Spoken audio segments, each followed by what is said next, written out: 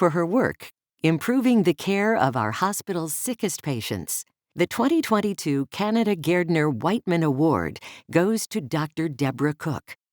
Dr. Cook is being awarded for her pioneering research that has developed and defined evidence-based critical care medicine in Canada, informing best practices globally.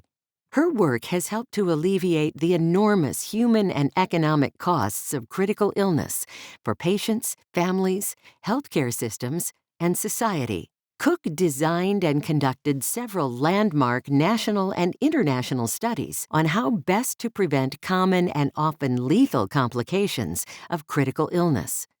She also championed compassionate end-of-life care practices that impact families, patients, and care providers. Cook has been a trailblazer in critical care research, advancing knowledge, reducing morbidity, and saving lives. Gairdner celebrates excellence, convenes leaders, and inspires the next generation.